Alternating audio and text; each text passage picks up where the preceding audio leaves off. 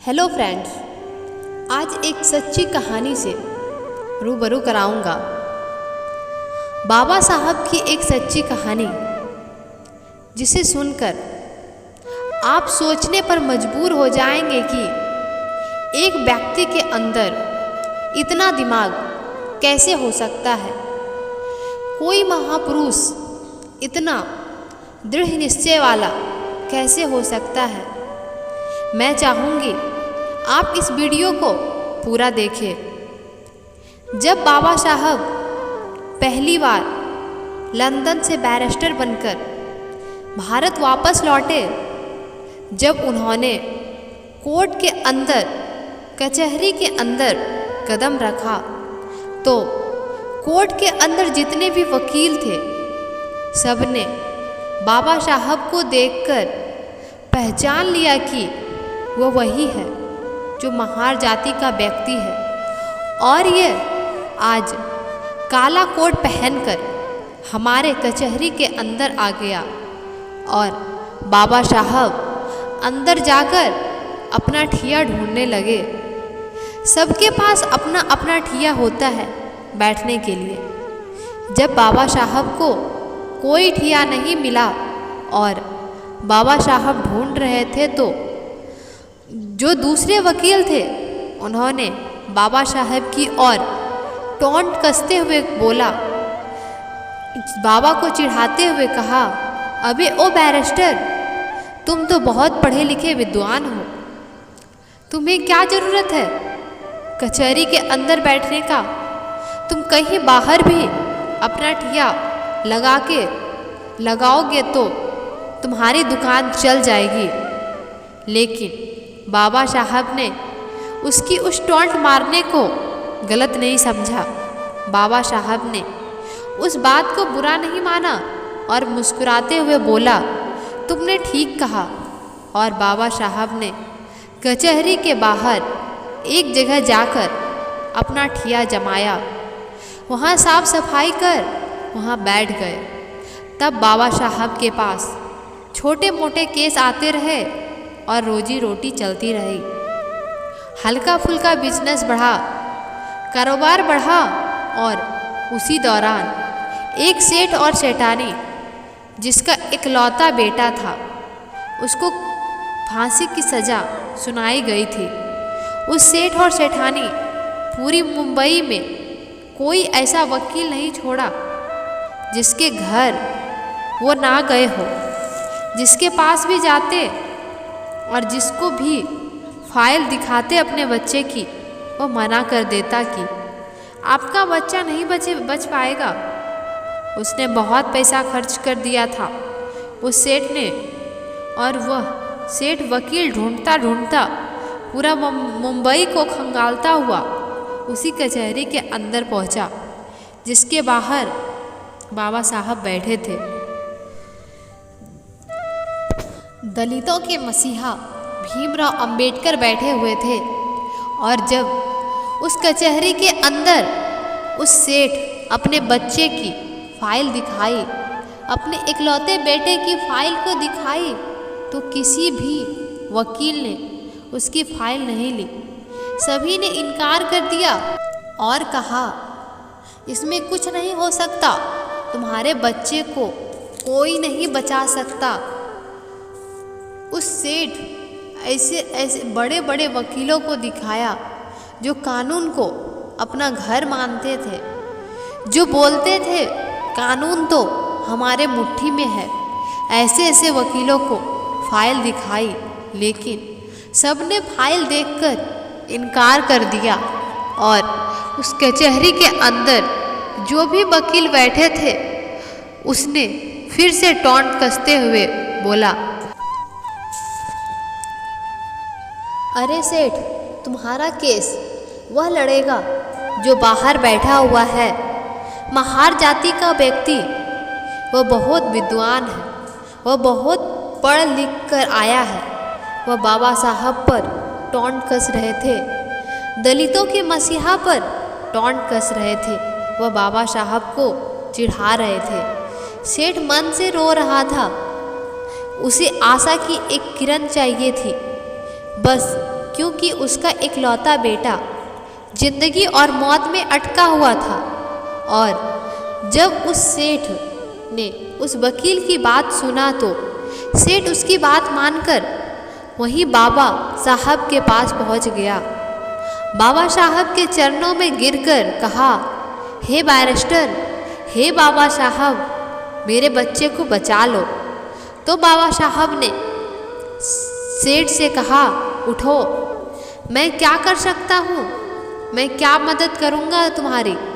यह फाइल तुमने कितने ही वकीलों को दिखाया होगा, तुम वहीं जाओ, मैं क्या कर सकता हूँ, मैं तो महार जाति का हूँ, मैं नीच जाति से हूँ। तो सेठ आप बहुत बड़े वकीलों को दिखाओ।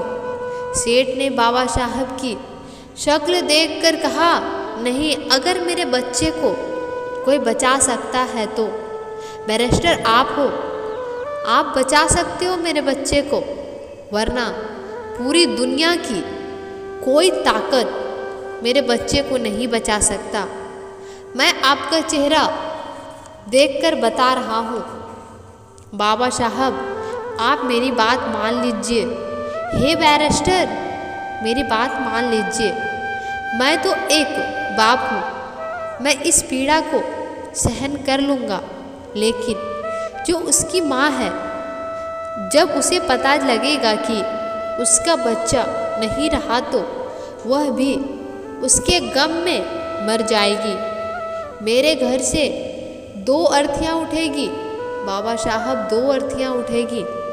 मेरा इकलौता पूत है, मेरा इतना बड़ा कारोबार है, इतना बड़ा बिजनेस है, कौन संभालेगा, क्या करूँगा मैं इसका।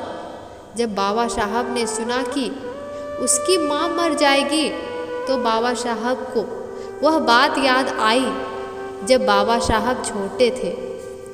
बाबा साहब की माता भीमाबाई ने एक बात कही थी कि भीमा, अगर कभी ज़रूरत पड़े किसी निर्दोष की जान बचाने के लिए, अगर किसी अच्छे काम के लिए झूठ भी बोलना पड़े तो संकोच मत करना भीमा, संकोच मत करना। और बाबा साहब ने फाइल देखी और फाइल देखकर बोला, सेठ, यह बताओ, इससे पहले यह फाइल किसी और वकील को तो नहीं दिखाई। सेठ ने बोला, हे बैरिस्टर, यह फाइल दिखाई नहीं मैंने। इस फाइल पे इतना नोट खर्च किया कि किसी की आने वाली 3 पीढ़ियाँ भी कमा नहीं सकती जितना मैंने इस फाइल पे खर्च कर दिया है।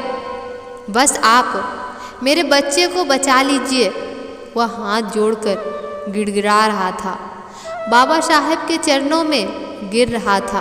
बाबा साहब के सामने हाथ जोड़कर खड़े थे। बाबा साहब ने उसकी पीड़ा देखकर कहा, जाओ सेठ, मैं तुम्हारे बच्चे का केस लड़ूंगा, जाओ। और जब बाबा साहब माने केस लड़ने के लिए तो वह सेठ बहुत खुश हुआ और उसने बोला, मुझे यकीन है बाबा साहब, मेरा बच्चा अब बच जाएगा। जिंदगी और मौत में बस 10 दिन का फासला था। फांसी को बस 10 दिन बचे थे। कचहरी लगी, अदालत लगा, कोर्ट लगी। कोर्ट के अंदर दोनों पक्षों के वकील आए। जब बात बोली गई तो जज बोला, अंबेडकर, तुम कुछ दलील देना चाहोगे?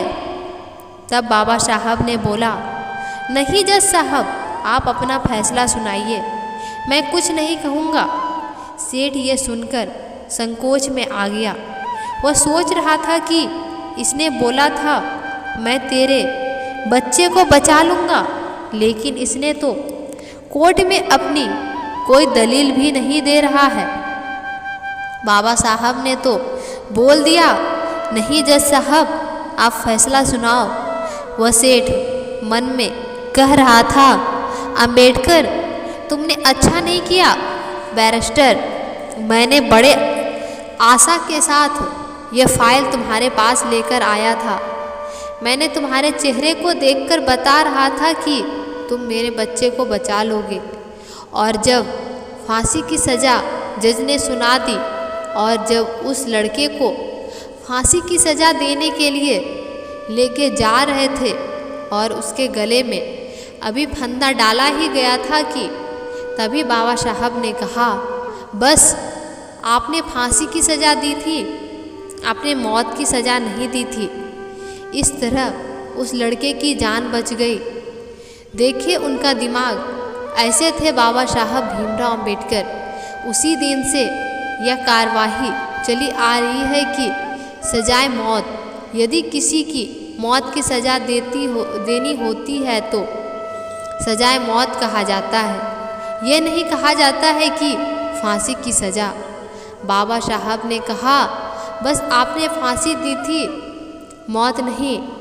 और यह दिमाग देखकर बड़े बड़े बैरिस्टर व सभी वकील जो बाबा साहब पर टॉन्ट कसते थे, जो उन्हें नीच बताते थे, महार जाति के बताते थे, वो लोग चुप हो गए और हमारे बाबा साहब शेर की तरह उस बच्चे को छुड़ाकर उस माँ के पास ले गया। कहा, यह लो तुम्हारा बच्चा। इस तरह बाबा साहब ने उस निर्दोष की जान बचाई। ऐसे थे बाबा साहब भीमराव अंबेडकर। और निचले जाति और महिलाओं मजदूरों को अच्छा जीवन देने के लिए बहुत कुछ सहा है, बहुत सारे संघर्ष लड़े हैं। वो मरते दम तक लोगों के भलाई के ही बारे में सोचते रहे।